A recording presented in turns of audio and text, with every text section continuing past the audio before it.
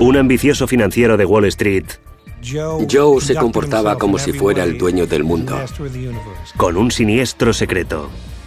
Tenía otra vida totalmente distinta. Una chica mala y glamurosa, atraída por los hombres ricos y peligrosos. Queríamos ser chicas malas, pero no demasiado, solo un poco malas. Joe y Diane Pickle vivían por todo lo alto en Nueva York. La alta sociedad, la limusina, los restaurantes caros, los Hamptons. Hasta la misteriosa desaparición de Diane. Recuerdo que lo último que me dijo fue: lo tengo todo controlado, no te preocupes. Una pareja de altos vuelos de Nueva York alcanza la cima empujada por una marea de ambición y codicia y se ahoga en ella. Esta noche en Poder, Privilegio y Justicia.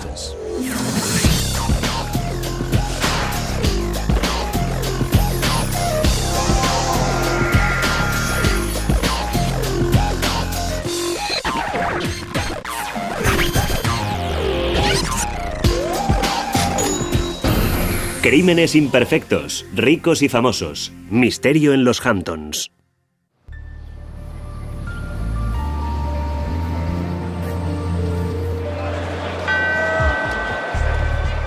El 20 de octubre de 1987, el crack de la bolsa acaba, en una sola tarde, con los ambiciosos años 80. 4 días más tarde, Diane Pickle, una mujer hermosa, rica y llena de glamour, se dirige hacia su residencia de verano para discutir de nuevo con su marido Joe, de quien se está separando. Menos de una semana más tarde, se encontrará su cuerpo a 400 kilómetros de allí, en una solitaria salida de la autopista principal del estado de Nueva York. ¿Quién la ha matado? La respuesta provocará un escalofrío que se extenderá desde la parte baja de Manhattan hasta la selecta comunidad playera de los Hamptons, en Long Island. Joe y Diane Pickle eran una pareja conocida en Nueva York. Un financiero de altos vuelos y su esposa llena de glamour. Parecían tenerlo todo, pero su lujoso estilo de vida ocultaba una historia de perversión y locura.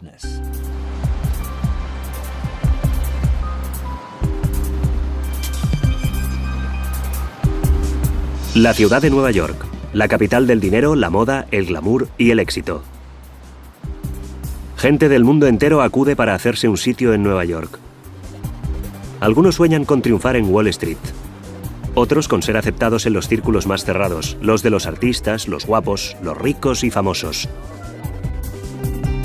Joe Pickle, un chico pobre de Massachusetts, soñaba con ambas cosas. Joe había crecido en el barrio proletario de Ware, entre inmigrantes polacos. Su padre, que trabajaba en una de las fábricas textiles locales, bebía y tenía un carácter violento. Las cicatrices que dejó en su hijo Joe no fueron tan solo emocionales. Más tarde contó a la gente que de niño había sufrido malos tratos. Su padre era alcohólico y le pegaba con tanta violencia que en cierta ocasión le había partido la mandíbula. A pesar de todo, Joe era un alumno excelente y había aprendido desde muy pequeño a ocultar sus sentimientos más íntimos. En secundaria le fue bastante bien. Formaba parte del club de fútbol, el Glee Club, y era buen estudiante. Estudió durante 5 años en la Northeastern University, donde se graduó con las mejores notas, magna cum laude. En la universidad había conocido a Sandy Jarvinen, una chica amable y sumisa con la que se casó. Joe era un hombre dominante, seguro de sí mismo y a ojos de Sandy muy carismático. En 1960 la pareja se trasladó a Nueva York y Joe entró a trabajar como gerente de cartera en Wall Street. Era el principio del gran boom de la bolsa de los años 60 y Joe se encontró en el momento adecuado, en el lugar adecuado. Los horarios eran brutales y la tensión también, pero el duro trabajo de Joe tuvo su recompensa. A finales de la década ya era un multimillonario que viajaba a menudo a Europa en el Concorde para controlar las acciones de sus clientes. Y la prensa financiera alababa su talento en los negocios. Era un hombre que había salido adelante por sus propios medios, con fuerza de voluntad, que confiaba en sus propias opiniones. Era un trapichero con las acciones y se hizo notar en la bolsa por su agresividad en los negocios. Pero lo que le aportaba éxito en los negocios causaba dolor en su casa. Joe intimidaba a Sandy y la maltrataba. Joe era muy violento con Sandy. En una ocasión le golpeó la cabeza con una estatua y ella cayó por las escaleras, semi-inconsciente. Se recuperó, consiguió llegar hasta el coche y huyó de la casa. A principios de los años 70, Joe se vio atrapado en una peligrosa espiral descendente. Se divorció de Sandy. Tenía deudas por casi $1 millón y sus colegas se quejaban de que a menudo estaba borracho y pendenciero en el despacho. Un día, tras una larga jornada de trabajo, una limusina vino a buscar a Joe a su despacho. Joe acusó al chofer de haberse acostado con Sandy. Cuando este lo negó, Joe sacó un revólver del 38 cargado y amenazó con matarle. No cabe duda de que Joe tenía un carácter sumamente inestable. El incidente del chofer no es más que una de las numerosas anécdotas en su vida, en las que de repente se enfurecía y sacaba un arma contra cualquier persona o cosa que se le interpusiera en su camino. Con su divorcio de Sandy, sus problemas financieros y su alcoholismo, era evidente que Joe necesitaba ayuda. En abril de 1976, Joe entró en Alcohólicos Anónimos, cerca de su apartamento del West Village. Conozco muy bien la sección local de AA en Perry Street. Yo mismo la frecuenté durante 2 años cada día. Allí, Joe se encontró de repente rodeado de artistas, intelectuales y escritores. Uno de ellos era una joven escritora, guapa pero con problemas, llamada Diane Whitmore. Diane Whitmore era la hija única de una acomodada familia de Indiana que soñaba con vivir en una capital entre escritores, artistas y espléndidas fiestas.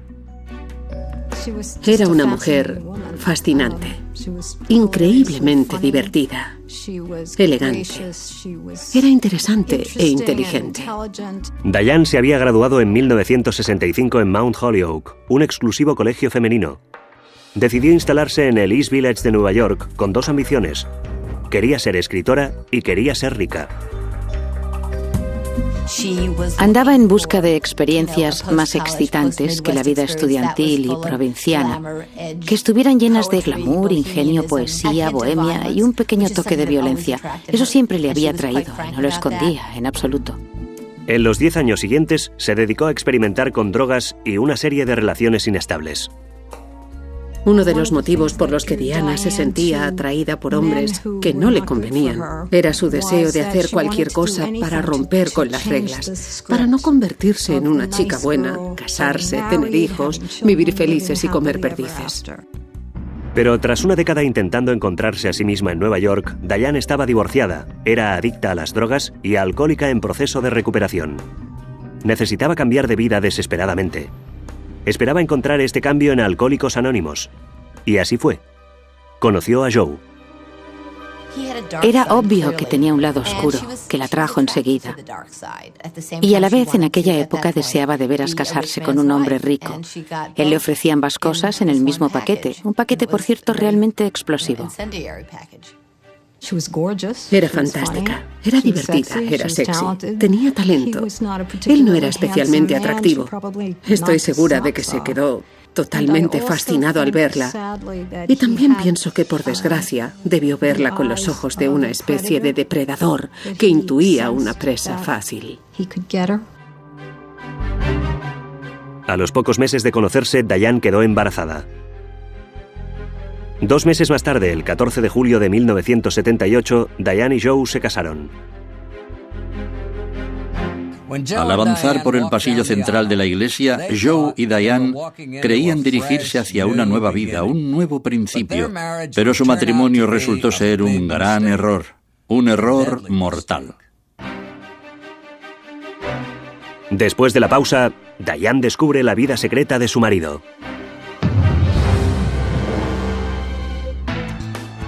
A principios de los años 80, la suerte sonreía de nuevo a Joe. Diane se quedaba en casa, cuidando de su hija Claudia y su nuevo bebé Blake. Cuando se casaron, ambos estaban en proceso de rehabilitación. Los dos trabajaban muy duro consigo mismos. Estaban totalmente decididos a ser los mejores padres del mundo. Joe adoraba a sus hijos. La familia se trasladó a Greenwich Village, a un dúplex con todas las comodidades modernas.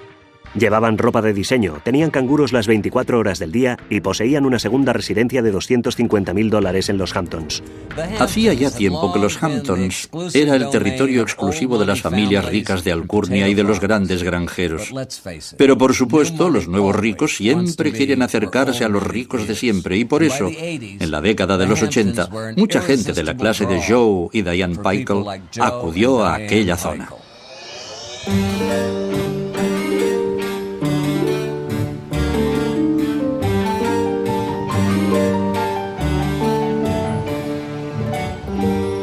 Con sus mansiones en primera línea de mar y su ambiente exclusivo, los Hamptons era una zona de moda entre los ricos y famosos como Calvin Klein, Christine Brinkley o Paul Simon. Y el refugio de los Paykel en Amagansett estaba al borde de este mundo exclusivo. Era el tipo de vida típico en los 80 entre la clase media alta con mucho dinero. Los niños iban a escuelas privadas. Ella había contratado un interiorista para decorar su apartamento de la ciudad y su casa de Amagansett. Diane estaba viviendo el tipo de vida que siempre había deseado. Pasaba los veranos en los Hamptons con los niños, mientras Joe se quedaba en Nueva York durante la semana y llegaba a Amagansett en limusina para pasar el fin de semana. Vista desde fuera, los Paykels parecían tener una vida perfecta. Era una pareja que lo tenía todo, y creo que todo el mundo daba por supuesto que las cosas solo podían irles mejor todavía. Pero los buenos tiempos se terminarían pronto. El lado oscuro de Joe, su carácter inestable y su complejo de superioridad pronto se pondrían de manifiesto. Joe se sentía realmente por encima de las reglas de la sociedad. Era una persona muy empecinada y se comportaba como si fuera el dueño del universo, como si estuviera por encima del bien y del mal. Como con su primera mujer, Sandy, Joe quería controlar por completo la vida de Diane. Pero Diane no era como la primera esposa de Joe. Diane era una mujer muy batalladora. En esta relación, los dos eran personas con mucho temperamento, que intentaban dominar al otro. Para una mujer resulta difícil ganar en una relación así, pero Diane no era ningún felpudo.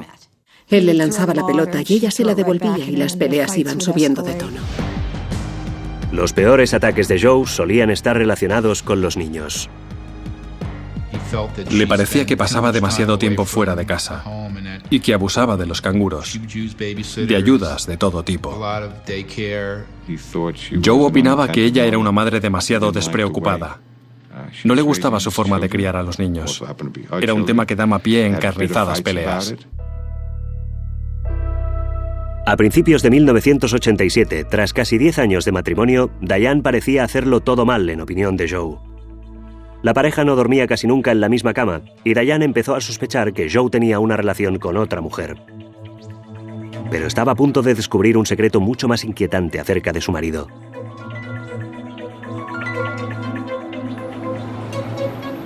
Mientras rebuscaba en el desván de su apartamento de Greenwich Village, Diane hizo un conmocionante descubrimiento. Encontró maletas llenas de ropa interior femenina, algunas prendas de su propiedad entre ellas. También descubrió una cinta de vídeo y fotos donde aparecía Joe vestido de mujer. Se acostaba con hombres. Se travestía. Llevaba una doble vida. Diane se quedó horrorizada y profundamente afectada. Empezó a gritarle: «Deja de robarme la ropa interior.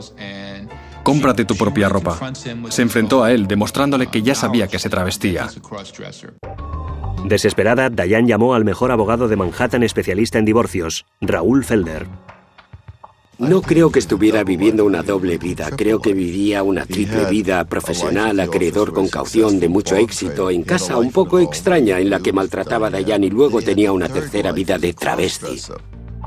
Diane sabía que si le echaba de casa, Joe se marcharía con todo el dinero, y ella no estaba dispuesta a que así fuera todavía. De manera que le entregó los vídeos y las fotos de Joe a su abogado y empezó a planificar su vida sin Joe. Armada con los vídeos, las fotos y el mejor abogado de Manhattan, especialista en divorcios, Diane parecía tener todas las cartas en la mano, pero no sabía que la baraja estaba amañada. En octubre de 1987, el multimillonario agente de bolsa Joe Paykel y su esposa Diane estaban al borde del desastre. Diane había descubierto la vida secreta de su marido como travesti adicto al sexo, y Joe la acusaba de ser mala madre, que no se ocupaba de sus hijos. Casi todas las mujeres en su situación habrían abandonado a su marido al momento, pero Diane no lo hizo, un error que resultaría ser fatal. Mientras Diane intentaba prolongar su vida en común, Joe empezó a grabar en secreto sus peleas y contrató un detective privado para espiarla. Las cosas empezaron a ponerse feas. Salíamos a cenar y siempre había alguien observándonos y Diane me decía: «Es el detective». Mientras tanto, el comportamiento de Joe era cada vez más excéntrico. Alquiló un apartamento secreto en Battersea Park City y lo llenó de ropa interior de mujer. Una noche les vendó los ojos a sus hijos y se lo enseñó, diciéndoles que no se lo contaran a su madre, que era un secreto de papá.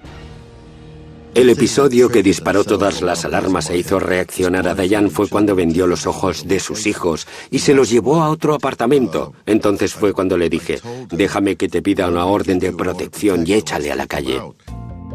Asustada, pero decidida a no abandonar a Joe hasta estar segura de poder salir adelante ella sola, Diane empezó a trabajar en la prestigiosa revista Harper's. Era un puesto de trabajo con mucho glamour. En la revista estaba considerada como una mujer maravillosa, llena de personalidad y glamour. Y lo era. En casa era una mujer maltratada, de manera que para ella era una vía de escape. Diane también se apuntó a clases de escritura creativa y empezó a escribir cuentos. Quería mejorar, evolucionar. Necesitaba recuperar su autoestima. Tenía la sensación de que llevaba demasiado tiempo con un solo objetivo en la vida: servir a Joe. Pero cuando vio que su mujer empezaba a vivir una vida independiente fuera de su órbita, Joe todavía se enfureció más. A Joe no le gustaba que Diane trabajara. Joe quería que estuviera en casa, siempre disponible, las 24 horas del día. Y cuando parecía que las cosas no podían empeorar todavía más, el 20 de octubre de 1987 se produjo el crack de la bolsa. Fue la caída más grande en un solo día desde la Gran Depresión. Su matrimonio está fracasando. Su vida personal está fracasando. Y encima llega el lunes negro de la bolsa. Perdió tanto dinero que se sintió acabado. Pensó que todo había terminado. 3 días más tarde, Joe se encontró con su ex esposa Sandy en el restaurante Windows on the Wall, en el World Trade Center de Manhattan. Allí le pidió que se convirtiera en la tutora legal de sus hijos por si a él le sucedía algo, o si Diane tenía un accidente. Al mismo tiempo, Diane hacía planes para abandonar a Joe y llevarse a los niños. Hacía todo lo posible para librarse de él. Estaba buscando otra casa. Había hecho todo lo que se supone que debes hacer en esa situación. Había ahorrado dinero. Tenía maletas en casa de sus amigos. Sabía que había refugios para mujeres maltratadas. Tanto Joe como Diane sabían que su matrimonio ya no tenía remedio. De manera que aquel viernes se citaron en Amagansett, donde llegarían cada uno en su propio coche para repartirse sus pertenencias antes de poner la casa en venta. Habíamos quedado en ir a cenar aquella noche. La llamé por la tarde y le pregunté si cenábamos juntas. Y ella me dijo que no, que se iba a Amagansett para repartirse las cosas con Joe. Y recuerdo que pensé, ¿qué? Habían quedado en encontrarse para arreglar las cosas. Era una de esas situaciones en las que probablemente, obviamente, ella no debería haber acudido.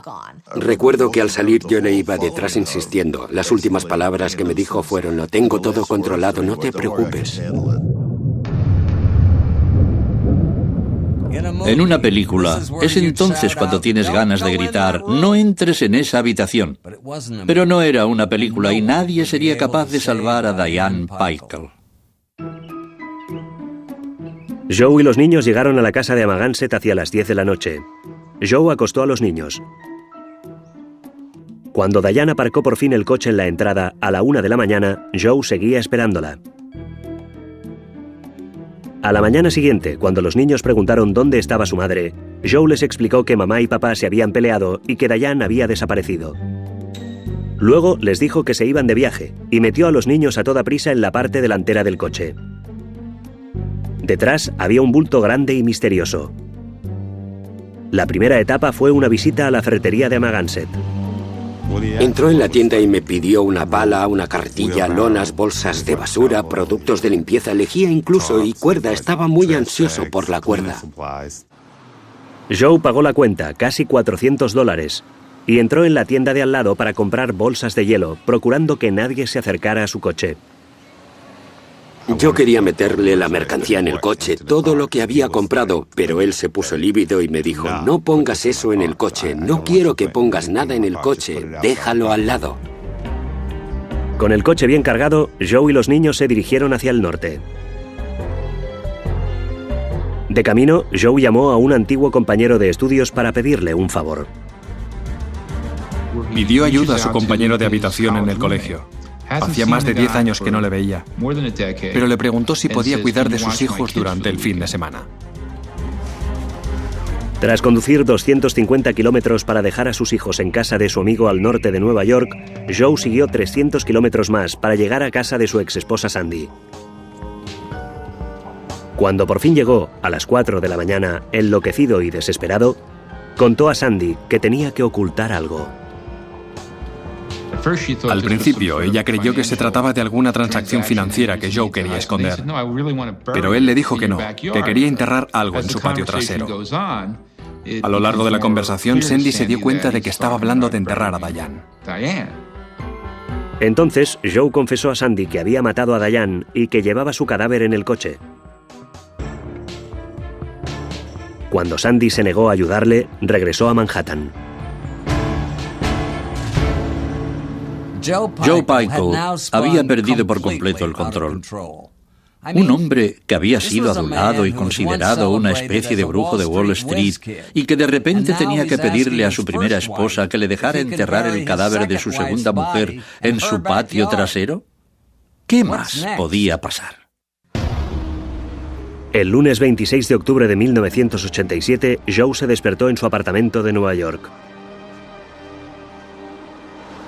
No cabía duda de que no iba a ser un lunes como otro cualquiera para Joe Pykel.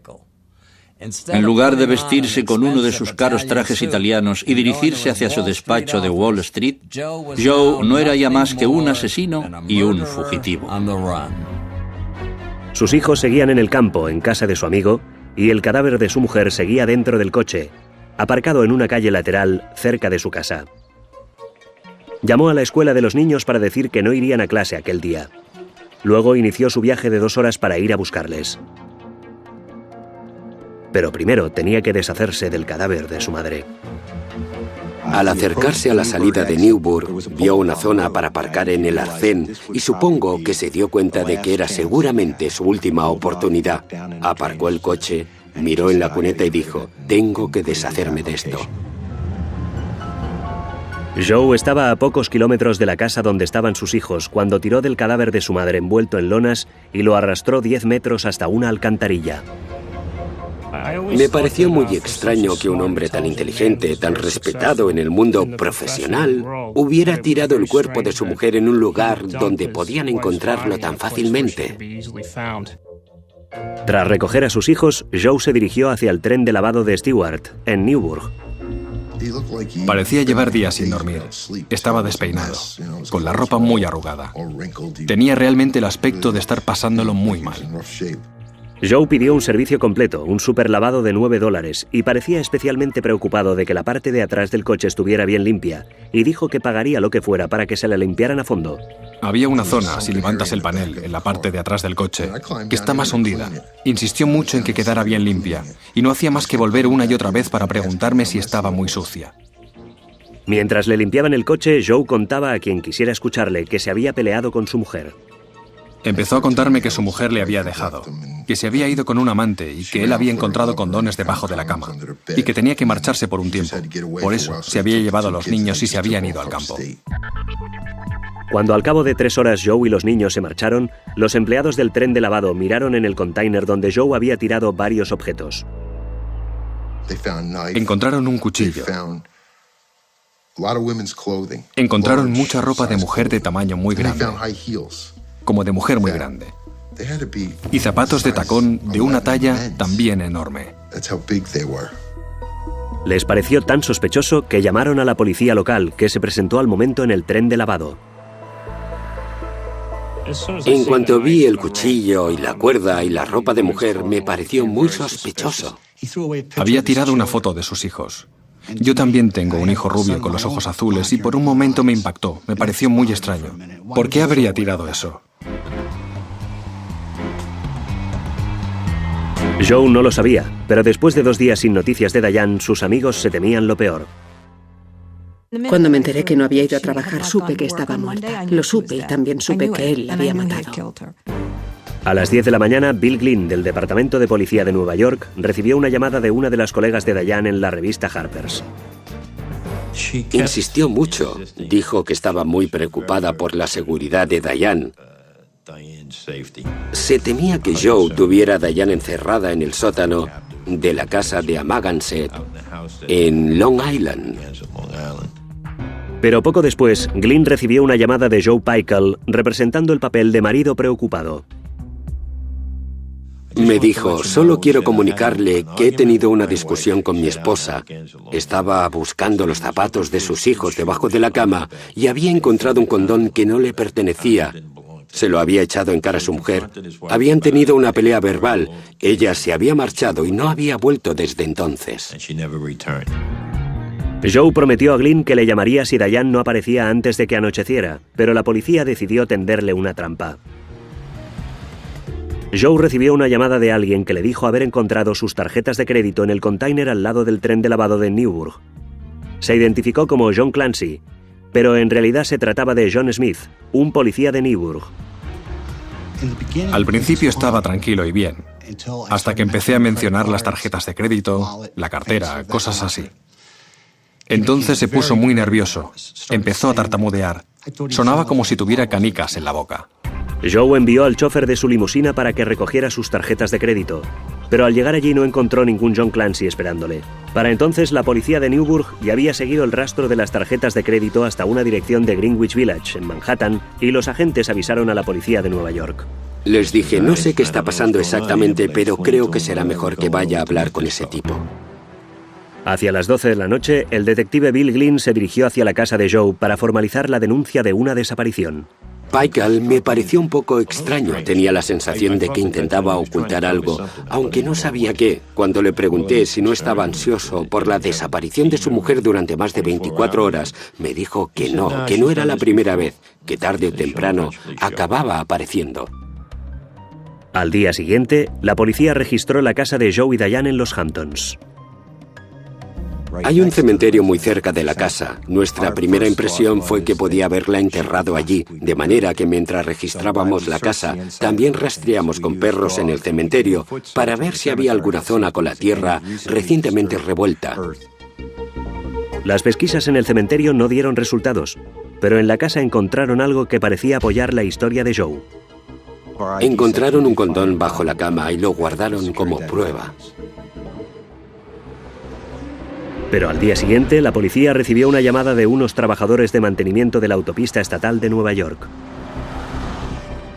Recibí una llamada de comisaría diciendo que habían encontrado un cadáver junto a la autopista, que habían encontrado una mujer muerta en el kilómetro 90, milla 56,5. Poco tardó la policía en identificar el cadáver como el cuerpo de Diane Pykel. La autopsia reveló que había sufrido una violenta paliza hasta perder el conocimiento. Luego la habían estrangulado hasta morir. Cuando la policía se dirigió hacia el domicilio de Joe para interrogarle, este se había ido. No tan solo esto, sino que pronto descubrieron que también parecía haberse llevado cantidad de dinero.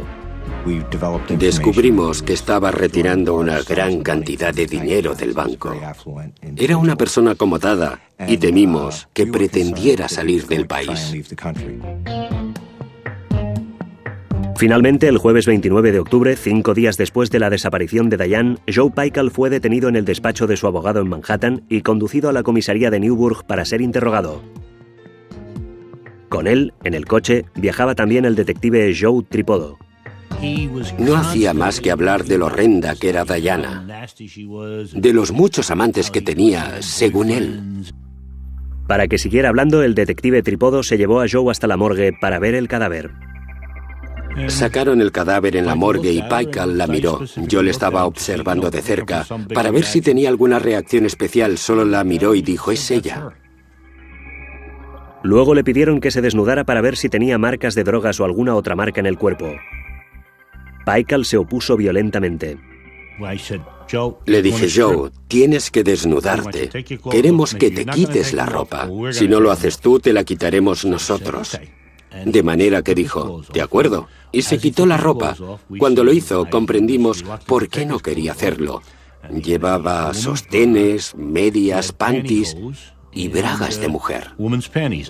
Tripodho advirtió que Joe tenía cortes y rozaduras en el costado y en la mano. Cuando le preguntó cómo se lo había hecho, Joe tenía preparada una respuesta. Dijo que se lo había hecho con los niños, jugando con ellos. Pero ya era muy tarde. Joe estaba cansado. Y a las 12:30, Tripodho le planteó a Joe la gran pregunta. Le pregunté cómo lo había hecho y él hizo un gesto con las manos así, como para estrangularla.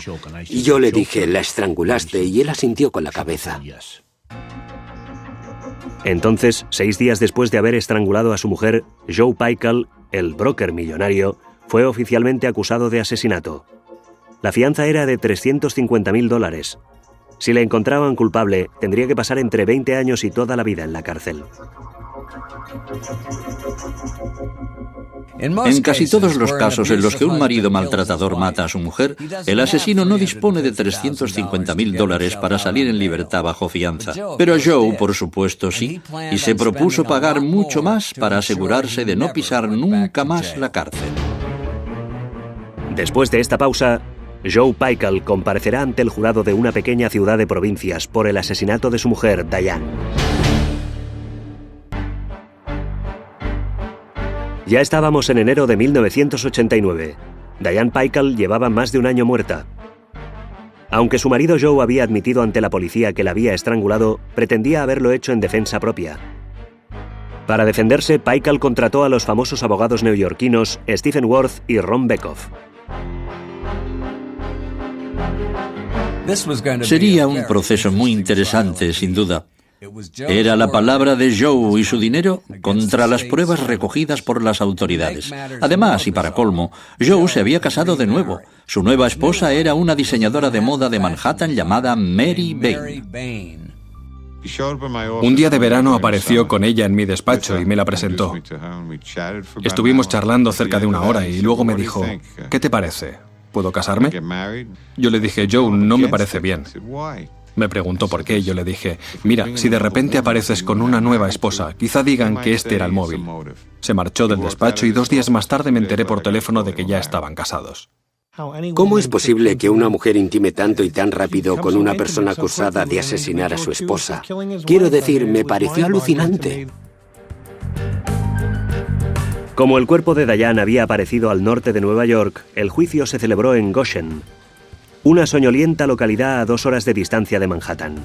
Este detalle jugaba en contra del equipo legal de Joe, acostumbrado a lidiar en la gran ciudad. Teníamos la sensación de que estábamos jugando con desventaja y que sin duda Joe, por no decir todos nosotros, aparecería como un rico y famoso de Nueva York, el tipo de urbanita de Manhattan que tampoco gusta en el campo. Buenos días, señoras y señores. El 26 de enero de 1989 finalizó la selección del jurado y se inició la vista. Eran 11 hombres y una mujer. Y nosotros enseguida pensamos, madre mía, ¿entenderán esos tipos cómo es una mujer de Greenwich Village? ¿No dirán enseguida, bueno, se la había buscado? Los abogados de Joe hicieron todo lo posible para congraciarse con el jurado, pero no pudieron controlar a la nueva esposa de su cliente, Mary. Llegamos el primer día y Mary apareció junto a Joe, vestida con un abrigo largo de visón. Yo la paré antes de entrar en la sala y le dije, Mary, no sé qué nos espera ahí dentro, pero seguro que no les gustará ese abrigo. No puedes entrar ahí con un abrigo como este. Ella dijo que de acuerdo, se quitó el abrigo y lo colgó. Al día siguiente Joe apareció solo y me tranquilicé, pero 1 hora más tarde, cuando todo el mundo ya había entrado y no había nadie afuera para detenerla, Mary entró en la sala del tribunal y estuvo allí sentada todo el día con el abrigo de visón puesto. Antes de que empezara el juicio, los caros abogados de Joe habían solicitado reuniones privadas con el magistrado para evitar que saliera a relucir cualquier elemento potencialmente negativo para su cliente. En primer lugar, el jurado no sabría que Joe llevaba ropa interior de mujer cuando fue detenido. ¿Se imagina lo que pensaría el jurado? Entre los miembros del jurado puede haber una abuela o un maestro de escuela, gente que no está acostumbrada a oír hablar de travestis. Les parecería muy raro y probablemente les influiría negativamente. Pero la acusación estaba tranquila. Tenían cantidad de pruebas para apoyar sus argumentos. Desde el principio estuvo muy claro que no se trataba del crimen perfecto. Queríamos presentar todo lo que había dicho Pykel ante el jurado para que se hicieran una idea clara de lo que había sucedido. En su exposición inicial, la acusación hizo regresar al jurado hasta aquella madrugada del 24 de octubre de 1987 y lo que había ocurrido cuando Diane había llegado a la residencia veraniega del matrimonio en los Hamptons. Joe se había enfrentado a Diane Pickle. La había acusado, sobre todo, de tener un amante o de engañarle. Dijo que ella, a su vez, empezó a levantarle la voz a su marido y que se enfureció, perdió el control y la estranguló. En el estrado, el detective Joe Tripodo contó el estremecedor momento en el que Joe había confesado haber estrangulado a Diane. Me miró y luego hizo este gesto con las manos, exactamente así. Yo le dije al señor Pickle, «La has estrangulado». Y él asintió. Le miré para observar su reacción. Y él me miró a mí como si dijera, «Bueno, eso es lo que ha pasado». Luego, la acusación demostró con pruebas que tras estrangular a su mujer, Joe había cargado el cadáver en el coche y se lo había llevado hasta la cercana playa de Little Albert's Landing, donde había intentado enterrarla. No lo consiguió y Joe, frustrado, se marchó dejando el cadáver allí. La acusación aseguró que había regresado temprano a la mañana siguiente, lo había envuelto con unas lonas y lo había cargado en el coche antes de salir en busca de sus hijos. Su hija tenía 8 años y su hijo 4, y emprendió con ellos un largo viaje desde Amagansett en Long Island durante más de 3 horas y media con el cadáver de su madre en el vehículo. Metódicamente, la acusación fue presentando el resto de pruebas. Las pertenencias de Diane encontradas en el contenedor cerca del tren de lavado, su cuerpo hallado a 10 minutos de allí, la brutal paliza sufrida por Diane antes de morir. La acusación estaba convencida de que sus argumentos serían imbatibles. Teníamos las declaraciones de Joe admitiendo haber estrangulado a Diane y muchas pruebas circunstanciales para establecer el motivo. Pero durante todo el proceso, Joe parecía extrañamente indiferente. La acusación se preguntaba qué se traerían entre manos los abogados de Joe. Pronto descubrirían que el recurso que se habían reservado era el mismísimo Joe, declarando en su propia defensa. Hacer subir al acusado al estrado es algo bastante peligroso que casi todos los abogados defensores evitan. Pero la declaración de Joe resultaría ser mucho más peligrosa de lo que nadie hubiera imaginado.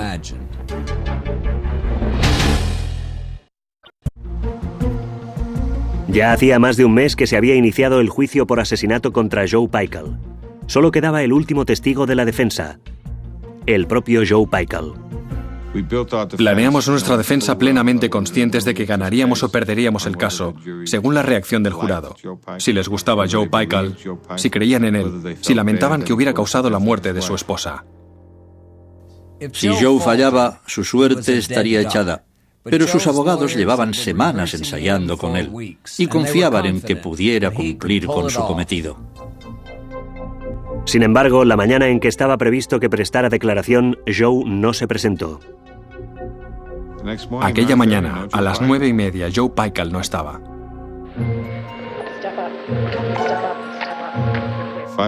5 minutos antes de las 10, entra de repente tambaleándose en la sala del tribunal con Mary. Y ella va diciendo, está borracho, anoche tomó cantidad de vodka. Sus abogados defensores intentaron que se levantara la sesión hasta el día siguiente. El juez rechazó mi petición, dijo que nos daba 1 hora para que tomara café y que seguiríamos. De manera que poco antes del mediodía, Joe Pickle subió al estrado. Habíamos estado horas y horas repasando la historia una y otra vez, y hablando de sus gestos y actitudes. Algunos días lo hacía tan bien que casi se nos saltaban las lágrimas. El Joe Pickle que prestó declaración era un borracho perdido. Empezó fatal. Fue una gran decepción. Casi me pongo a beber yo también. Según el testigo, usted dijo, se lo merecía. ¿Es cierto eso? Sí. Tenía muy mal carácter. Decía que yo le engañaba desde el principio. Era una mujer difícil. No quería hacer nada con los niños. Y había intentado matarme. Cuando prestó declaración fue ridículo. Ya no me acuerdo exactamente de lo que dijo en su defensa, pero más o menos era que ella me atacó, que fue un accidente. Esos dos abogados deben haber trabajado muy duro para encontrar la manera de que pareciera un accidente.